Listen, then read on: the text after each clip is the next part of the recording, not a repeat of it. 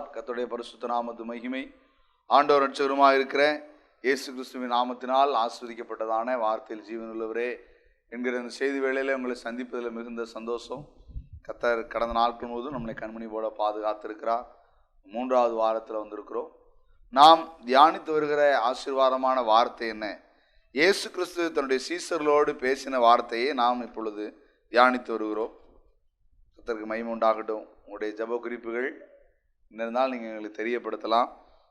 அந்த ஸ்க்ரீனில் தெரிகிற மொபைல் நம்பர் நீங்கள் அழைக்கலாம். உங்களுக்காக தொடர்ந்து ஜெபிக்கிறோம்.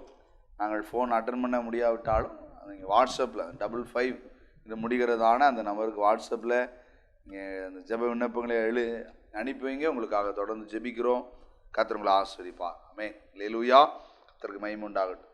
தலைப்போசனத்தை பாருங்கள். மத்தேயு எழுதின சுவிசேஷம் 10வது அதிகாரத்தில் இயேசு கிறிஸ்து தன்னுடைய சீஷர்களோடு கூட பேசினதான வார்த்தை 40, 41, 42. உங்களை ஏற்றுக்கொள்கிறவன் என்னை ஏற்றுக்கொள்கிறான், என்னை ஏற்றுக்கொள்கிறவன் என்னை அனுப்பினவரை ஏற்றுக்கொள்கிறான். தீர்க்கதரிசி என்னும் நாமத்து நிமித்தம் தீர்க்கதரிசி ஏற்றுக்கொள்கிறவன் தீர்க்கதரிசிக்கு ஏற்ற பலனை அடைவான். நீதிமான் என்னும் நாமத்து நிமித்தம் நீதிமானை ஏற்றுக்கொள்கிறவன் நீதிமானுக்கு ஏற்ற பலனை அடைவான். சீசன் என்னும் நாமத்து நிமித்தம் இந்த சிறியரில் ஒருவனுக்கு ஒரு கலசம் தண்ணீர் மாத்திரம் குடிக்க கொடுக்கிறவனும் தன் பலனை அடையாமற் போகான் என்று மெய்யாகவே உங்களுக்கு சொல்லுகிறேன். எங்கள் அன்பின் பிதாவே, இயேசுவின் நாமத்தினாலே ஆசீர்வதிக்கப்பட்ட வேளைக்காய் ஸ்தோத்திரம். நாங்கள் வாசித்த நம்முடைய திருவசனத்தின்படி நாங்கள் பலனை அடையாமற் போவதில்லை என்று மெய்யாகவே உங்களுக்கு சொல்லுகிறேன் என்று சொன்னீங்களா ஆண்டவரே. இந்த நாளிலும் இந்த வசனத்தை தியானிக்கிறோம். உங்களோடு நீர் பேசுவீராக. நீர் பலன் கொடுக்கிற ஆண்டவர். கிரியைகளுக்கு தக்க பலன் உம்மிடத்தில் இருக்கிறது ஆண்டவரே. இந்த பலனை அடையும்படியான ஒரு ஜீவியம் உடையவர்களாக எங்கள் ஒவ்வொருவரையும் நீங்கள் மாற்றுங்க. உங்கள் கிருபைக்குள்ளாக எங்களை ஒப்பு கொடுக்கிறோம். சகல துதிகான மகிமை எல்லாம் இயேசுக்கு சொல்லும். இயேசு கிறிஸ்துவின் நாமத்தில் வேண்டி ஜெபிக்கிறோம் ஜீவனுள்ள நல்ல பிதாவே. ஆமென். அல்லேலூயா. கர்த்தருக்கு மகிமை உண்டாகட்டும். நம்முடைய ஆண்டவர் பலன் கொடுக்கிறவர். நீங்கள் படுகிற பிரயாசத்துக்கு தக்க பலனை கொடுக்கிறவர். நீங்கள் எவ்வளவு தூரம் நீங்கள் உழைக்கிறீர்களோ அதற்கு பலன் கொடுக்கிறவர். எவ்வளவு தூரம் நீதி நியாயத்திற்கு உங்களை ஒப்பு கொடுக்கிறீர்களோ அதற்கு பலன் கொடுக்கிறவர்.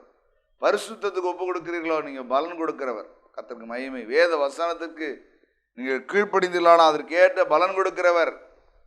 சத்தியத்துக்காக நிந்தைகளையும் அவமானங்களையும் துன்பங்களையும் பாடுகளையும் சகித்தீர்களானால் உங்களுக்கு பலன் கொடுக்கிறவர் அவர். நிச்சயமாய் உங்களுடைய கிரியைகளுக்கு தக்க பலனை அவர் தருவார். நீங்கள் அடையாமல் போவதில்லை என்று மெய்யாகவே உங்களுக்கு சொல்லுகிறேன் என்று ஆண்டவர் சொல்லியிருக்கிறார். இந்த பலனை அடைகிறதற்கு பெற்றுக்கொள்கிறதற்கு நீங்களும் நானும் என்ன செய்ய போகிறோம்? கர்த்தருக்கு மகிமை உண்டாகட்டும். அதை தான் நாம் தியானித்து வருகிறோம். ஏனென்றால் ஆண்டவரே சொல்லியிருக்கிறார், மெய்யாகவே என்று சொல்லியிருக்கிறார். அதனால் மெய்யாக அவர் நமக்கு பலன் தருவார் என்று நாம் பார்க்க போகிறோம். 2 வாரங்களாய் பார்த்தோம். கர்த்தருக்கு ஸ்தோத்திரம். இந்த 3வது வாரத்திலையும் அந்த பலன் யாரிடத்திலிருந்து பெற்றுக்கொள்ளணும்? 3 வாரங்களாக தொடர்ந்து இதை நான் பதிவு செய்து வருகிறேன். கர்த்தருடைய நாமத்திற்கு மகிமை. ஏனென்றால் நம்முடைய கிரியைகளுக்கு தக்க பலனை நாம் எங்கிருந்தாவோ என்ன செய்கிறோம்? எதிர்பார்க்கிறோம். கர்த்தருக்கு ஸ்தோத்திரம். நீங்கள் உங்களுடைய பிரயாசப்பட்டு உழைத்து சேர்த்திருக்கிற பணத்தை நீங்கள் பேங்கில் போய் போடலாம். ஸ்டேட் பேங்கில் போய் பணத்தை நீங்கள் போடுறீங்க. பணத்தை போட்டுட்டு திரும்ப நீங்கள் பணத்தை எடுக்கணும். பணத்தை எடுக்கிறதான நீங்கள் எங்கே போய் எடுப்பீங்க? ஏடிஎம்மில் போய் எடுத்துடலாம், இல்லைன்னு சொல்லலை. ஏடிஎம் கார்டை கொண்டு போய் என்ன செஞ்சிடலாம், சொல்லி ஒரு அளவுக்கு தான் எடுக்க முடியும். எல்லாவற்றையும் எடுக்கணும் அப்படின்னா அங்கே என்ன செய்ய முடியாது, எடுக்க முடியாது. முழுவதுமாக பெற்றுக்கொள்ளணும். உங்களுடைய பிரயாசத்தினுடைய உங்களுடைய அனைத்தையும் பெற்றுக்கொள்ளணும்னா அந்த பேங்குக்கு தான் போக முடியும். நீ வேற எங்கேயும் என்ன செய்ய முடியாது, போகவே முடியாது. வேறு எங்கே போனாலும் உங்களுக்கு கிடைக்காது. அப்போது நாம் நம்முடைய கிரியைகளை யாருக்காக நாம் செய்கிறோம் அப்படிங்கிறதே பாருங்க. ஆண்டவருடைய நாமத்திற்கு மகிமை. அந்த கிரியை நமக்குள் இருக்குமானால் தேவன் உங்களை என்ன நினைச்சுகிறவர்? ஆசீர்வதிக்கிறவர். கர்த்தருக்கு மகிமை உண்டாகட்டும்.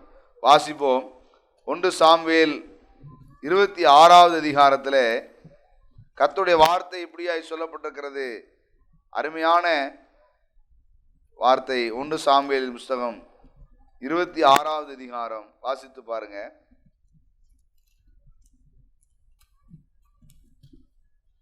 தாவீது பக்தனுடைய இந்த வார்த்தைகள் வாசிப்போம். பாருங்க, கர்த்தருக்கு மகிமை உண்டாகட்டும். 21வது வசனத்திலிருந்து, அப்பொழுது சவுல், நான் பாவம் செய்தேன், என் குமாரனாகிய தாவீதே திரும்பி வா, என் ஜீவன் இன்றைய தினம் உன் பார்வைக்கு அருமையாயிருந்தபடியால் இனி உனக்கு பொல்லாப்பும் செய்யேன், இதோ நான் மதியற்றவனாய் மகா பெரிய தப்பிதம் செய்தேன் என்றான். அதற்கு தாவீது, இதோ ராஜாவின் ஈட்டி இங்கே இருக்கிறது, வாலிபரில் ஒருவன் இப்புறம் வந்து அதை வாங்கி கொண்டு போகட்டும். கர்த்தர் அவனவனுக்கு அவனவன் நீதிக்கும் உண்மைக்கும் தக்கதாக பலன் அளிப்பாராக. இன்று கர்த்தர் உம்மை என் கையில் ஒப்பு கொடுத்திருந்தும் கர்த்தர் அபிஷேகம் பண்ணினவர் மேல் என் கையை நீட்ட மனதில்லாதிருந்தேன் என்று சொன்னார். இங்கே நாம் வாசித்த வார்த்தை, அவனவனுடைய நீதிக்கும் உண்மைக்கும் தக்கதாக கர்த்தர் அளிப்பார், பலன் அளிப்பார் என்று இந்த தாவீதை குறித்து தாவீது சொல்லுகிறான்.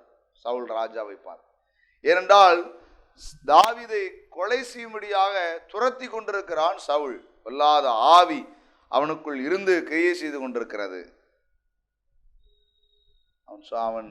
அவனோ இவனுடைய சுகத்திற்காக வந்தவன், இவனுக்காக யுத்தம் பண்ணுகிறவன், இந்த தேசத்துக்காக யுத்தம் பண்ணுகிறவன்.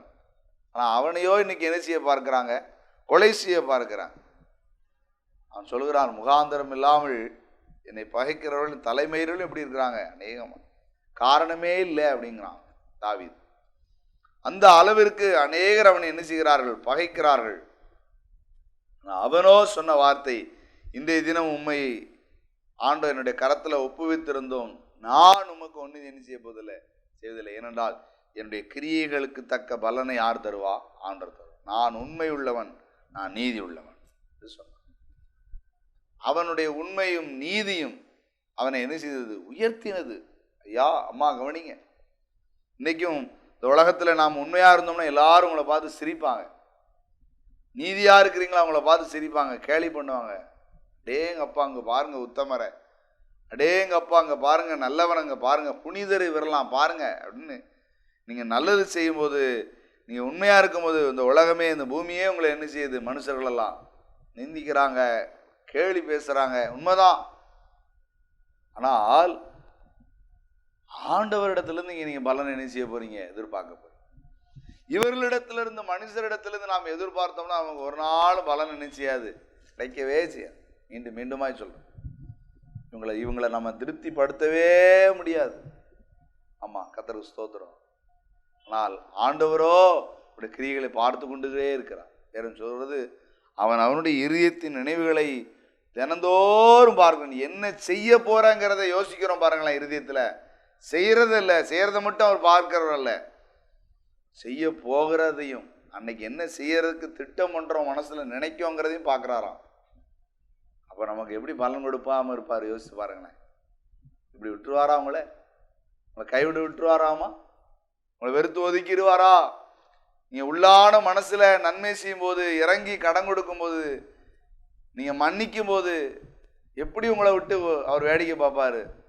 யாருக்காகவும் நீங்க அதை விட்டுறாதீங்க. இரக்கம் பாராட்டுறத, நன்மை செய்யறத, உதவி செய்யறத, கருணை உள்ள கொண்டு இருக்கிறத விட்டுறாதீங்க. பரிசுத்தமா இருக்கிறத விட்டுறாதீங்க.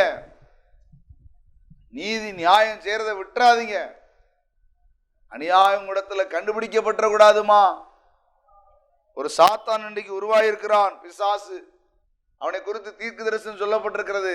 அவனிடத்தில் அநியாயம் கண்டுபிடிக்கும் இடம் மட்டும் அவன் குறைவற்றிருந்தான் என்று எழுதப்பட்டிருக்கிறது. இன்னைக்கு உங்களிடத்துல என்னிடத்துல நீதி நியாயம் இருக்கணும். அப்பதான் நாம் குறைவற்றவர்களாக இருப்போம். நம்மிடத்துல அநியாயம் கண்டுபிடிக்கப்படக்கூடாது. இயேசுவை கிறிஸ்து பிலாத்து கை கழுவினான், கை கழுவி சொன்னான், இவரிடத்தில் நான் ஒரு குற்றமும் காணப்படவில்லை, இவர் ஒரு நீதிமான் என்று சொன்னான். எங்களுக்கு நான் ஆராதிக்கிற நம்முடைய ஆண்டவர் யாரு தெரியுமா? நீதிமான். அவரை யாரும் ஒரு குறை சொல்ல மாட்டாங்க. இன்னைக்கு ஆண்டவரை அறியாதவர்கள் கூட இன்னைக்கு இயேசுவை என்ன செய்ய மாட்டாங்க? அவருடைய மலை பிரசங்கத்தை கேட்டிருக்கிறோம், அவர் அன்புள்ளவர் அப்படின்னு சொல்றாங்க. அந்த அளவிற்கு நம்முடைய ஆண்டவர் யாரு? அவருடைய நீதி, நியாயம், உண்மை, அன்பு, கீழ்ப்படிதல், சமாதானம் உங்களிடத்தில் என்னிடத்தில் இருக்கு. பலனை யார்கிட்ட எதிர்பார்க்க? மனுஷன் எதிர்பார்க்காது.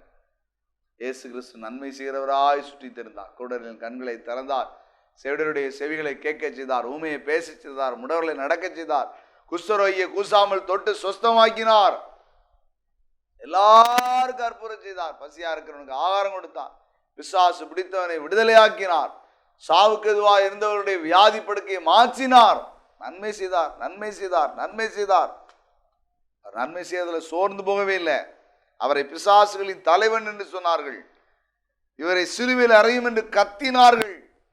யோசித்து பாருங்க. அவரை கொல்ல வகை தேடினார்கள், கூட்டம் கூடினார்கள், அவருடைய முகத்தில் காரி உமிழ்ந்தார்கள், வாரினால் அடித்தார்கள், அவருடைய வஸ்திரத்தை உரிந்தார்கள். ஒரு கள்ளன், கலகக்காரன், அவனை விடுதலையாக்கும், இவரை சிலுவையில் அறையும் என்று கத்தினார்கள். யாருக்குமே நன்றி இல்லை. ஆனா அவரோ சோர்ந்து போகவே இல்லை. சிலுவையில ஜீவனை விடும்போது அவர் சொன்ன வார்த்தை, பிதாவே இவர்களுக்கு மன்னியும், தாங்கள் செய்கிறது இன்னதென்று அறியாதிருக்கிறார்கள் என்று சொன்னார். சோர்ந்து போகவே இல்லை. அதனால ஏன் சோர்ந்து போகல தெரியுமா? பலனை அவர் மனுஷனிடத்தில் எதிர்பார்க்கவில்லை. அவர் பலனை தேவன் பிதாவினிடத்தில் எதிர்பார்க்கிறார். பிதாவின் சித்தம் செய்வதே என்னுடைய போஜனமாக இருக்கிறது. பிதா என்ன செய்ய அனுப்பினாரோ அதை செய்தார். நீங்களும் நானும் பூமியில நீதி நியாயத்தோடு இருக்கணும், உண்மையா இருக்கணும். உண்மையுள்ள மனுஷன் பரிபூர்ண ஆசீர்வாதங்களை பெறுவான் என்று வேறும் சொல்லுகிறது. நீ நீதிமானா இருந்து பாருங்க, உண்மையுள்ளவனா இருந்து பாருங்க. கர்த்தருக்கு ஸ்தோத்திரம், கர்த்தருக்கு மகிமை உண்டாகட்டும். சரியா இருந்து பாருங்க. அதற்கு கண்டிப்பா உங்களுக்கு அதற்கான மதிப்பை ஆண்டவர் தருவார், உயர்வை தருவார், மேன்மையை தருவார், புகழை தருவார். கர்த்தருக்கு ஸ்தோத்திரம். இது உங்களுக்கு கிடைக்காம போகவே போகாது, அடையாமற் போவதில்லை என்று மெய்யாகவே உங்களுக்கு சொல்லுகிறேன். ஆண்டவருடையக்காக நீங்க செய்கிற இந்த கிரியைக்காக நிச்சயமா அம்மா ஐயா அந்த வசனத்தை கேட்கிற, வார்த்தை கேட்கிற நீங்களும் நான் உண்மையா இருப்போம், நீதி நியாயத்தை செய்வோம். நமக்கு சொந்தக்காரங்க, நமக்கு ஜாதிக்காரங்க, நம்ம பிள்ளைகள், நம்ம குடும்பத்தில் இருக்கிறவங்க எந்த முகாந்தரத்துக்காகவும் அநியாயத்துக்கு இடம் கொடுத்துடாதீங்க. அநியாயத்தின் பக்கத்தில் போயிடாதீங்கம்மா ஐயா, போயிடாதீங்க. நீதிக்காக இருங்க. நம்முடைய ஆண்டவர் நீதி உள்ளவர். ஆனால் இந்த பூமியோ அநீதியினால் நிறைந்திருக்கிறது. நம்முடைய நாவு அநீதி நிறைந்த உலகம் என்று நாவை குறித்து எழுதப்பட்டிருக்கிறது. நீங்க மனுஷன் பேசுறது பொய் பொய் பொய், எல்லாம் பொய். ஆனால் நீங்களும் நானும் மெய்யை பேச வேண்டும். உள்ளதை உள்ளதென்றும் இல்லதை இல்லதென்றும் பேச சொல்லப்பட்டிருக்கிறது. யாருக்காகவும் மாத்தாதீங்க, கிரியை மாற்றி கொள்ளாதீங்க. ஆண்டவர் உங்களுடைய கிரியைகளை பார்த்து கொண்டே இருக்கிறார். உண்மையா இருக்கிறீங்களா, நீதியா இருக்கிறீங்களா, அவனுக்கு தக்க பலனை கர்த்தர் என்ன செய்வார், தருவார். தாவீதை ராஜபாரத்தை பிடுங்க வந்தவன் என்றும் அழிக்க வந்தவன் என்றும் நினைத்தார்கள். ஆனால் அவனை தான் ஆண்டவர் யாரா மாற்றினார், ராஜாவாக மாற்றினார். இன்னைக்கு உங்களை என்னையும் கர்த்தர் ராஜாவா மாற்றுவார். அவன் சவுலுடைய ஜீவனே அவன் கையில கிடைத்தாலும் அவன் கொல்லவில்லையான். ஏனென்றால் அவனுக்கு உண்மையான போர்ச்சவனாயிருந்தான். நீதியுள்ள ராஜாவை கனப்படுத்த வேண்டும் என்று நினைத்தான். ஏனென்றால் அவனிடத்தில் நீதி இருக்கிறது, அவனிடத்திலே அநியாயம் இருக்கிறது. ஆனால் இவன் என்ன செய்யல, அநியாயம் செய்யல, நீதி செய்தான். நீங்கள் நானும் நீதி செய்வர்களாக இருப்போம், உண்மையுள்ளவர்களாக இருப்போம்.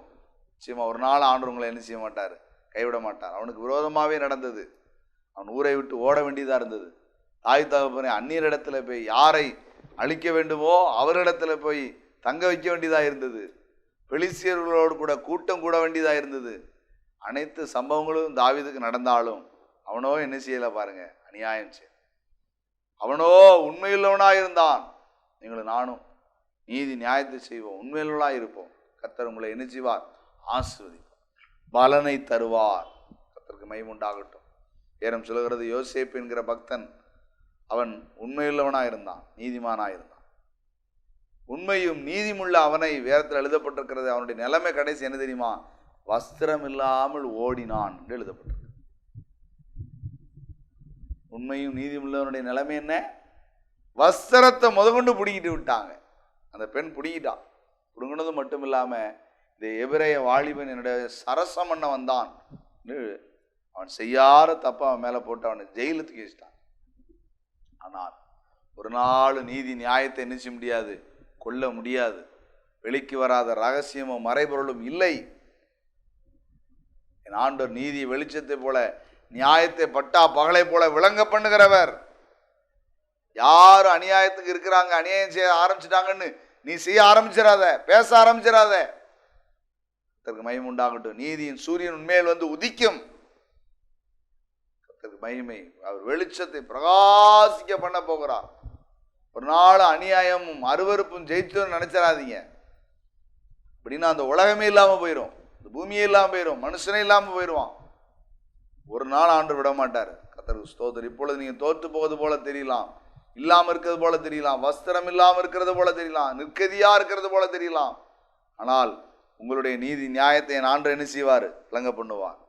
எத்தனையோ 1000 ஆண்டுகளுக்கு முன்பதாக நடந்த அந்த காரியத்தை இன்றைக்கு வரைக்கும் அந்த யோசேப்பினுடைய நீதி நின்று கொண்டிருக்கிறது. ஏனென்றால் அவனுடைய உண்மையும் நீதியும் அதற்கு காரணம். யோசித்து பாருங்க. அன்னையோட முடிஞ்சிருக்கும். அப்படிதானே? கர்த்தருக்கு ஸ்தோத்திரம். அவன் பாவம் செய்தது அன்னையோட முடிஞ்சிருக்கும். இப்படி ஒருத்தன் இருந்தான், இப்படி செஞ்சான், செத்தான், அவ்வளோதான் முடிஞ்சிருக்கும். ஆனால் அவன் நீதி செய்ததுனால, நியாயம் செய்ததுனால 1000 எத்தனையோ 1000 ஆண்டுகள் ஆயிடுச்சு. இன்னைக்கு வரைக்கும் நம்ம யோசேப்பை தியானித்து கொண்டிருக்கோம். காரணம் அவனுக்குள்ள இருந்த உண்மை, நீதி. நீங்களும் நானும் உண்மை உள்ளவர்களாக இருப்போம், நீதி உள்ளவர்களாக இருப்போம். குற்றம் கண்டுபிடிக்கப்பட முடியாத ஒரு வாழ்க்கை வாழ்வதற்கு ஒப்பு கொடுப்போம். சிறைச்சாலையிலே அநியாயமாய் தள்ளுப்பட்டிருந்த அந்த யோசேப்பை அதே எகிப்து தேசத்துக்கு கர்த்தர் யாரா மாற்றினா தெரியுமா? ராஜாவாக மாற்றினார்.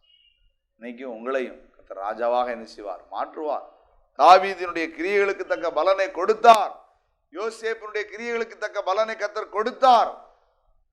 நீங்களும் நானும் உண்மையா இருப்போம், நீதி நியாயத்தை செய்வோம். யாருக்காகவும் இல்லை, ஆண்டவருக்காக. அவர் நீதி உள்ள தேவன். அவரிடத்துல ஒரு குற்றமும் யாராலும் கண்டுபிடிக்க முடியும். இப்படிப்பட்ட ஆண்டவரை ஆராதிக்கிற நீங்களும் என்ன செய்யுங்க? நீதி நியாயத்தை செய்யுங்க. பக்கத்தில் இருக்கிறவங்க, சொந்த பந்தங்க, உங்க கூட பிறந்தவங்க, தாய் தகப்பன், ஊழியக்காரங்க, சீசர்கள், யாரு வேணாலும் எப்படி வேணாலும் மாறி இருக்கலாம். அவங்க எப்படி இருக்கிறாங்களா, இவங்க எப்படி இருக்காங்க, நீங்க சரியா இருங்க. உங்களுடைய கிரியைகளுக்கு தக்க பலனோடு ஆண்டவர் வருவார். ஜீவ கிரீடத்தை உங்களுக்கு தருகிறதுக்கு வருவார். உங்களுக்கு என்று வைத்திருக்கிற ஸ்தானத்தை நீங்கள் அடைவீர்கள். அடையாமல் போவதே இல்லை. மெய்யாகவே சொல்லுகிறேன், பலனை அடைவோம். கர்த்தர் நம்மை ஆசீர்வதிப்பார். ஜெபிப்போம். பரிசுத்தமும் கிருபையும் நிறைந்த எங்கள் அன்பின் பிதாவே, இயேசுவின் நாமத்தினாலே உம்மை ஸ்தோத்திரிக்கிறோம். ஆசீர்வாதமான நல்ல வேளைக்காய் ஸ்தோத்திரம். நாங்கள் தியானித்த நம்முடைய வேத வசனத்தின்படி அப்பா, நாங்கள் பலனை அடையாமல் போவது இல்லை என்று நீ சொல்லியிருக்கிறீர். ஆண்டவரே, உம்மிடத்திலிருந்து பலனை அடைகிற பிள்ளைகளாக எங்களை மாற்றும். உம்முடைய வார்த்தைக்கு எங்களை ஒப்பு கொடுக்கிறோம். சகல துதி கன மகிமை எல்லாம் இயேசுவுக்கு செலுத்தும். இயேசு கிறிஸ்துவின் நாமத்தில் வேண்டி ஜெபிக்கிறோம் ஜீவனுள்ள நல்ல பிதாவே, ஆமென். Praise the Lord. ஹல்லேலூயா. God bless you. கர்த்தர் உங்களை ஆசீர்வதிப்பார். கர்த்தருக்கு மகிமை. ஆமென்.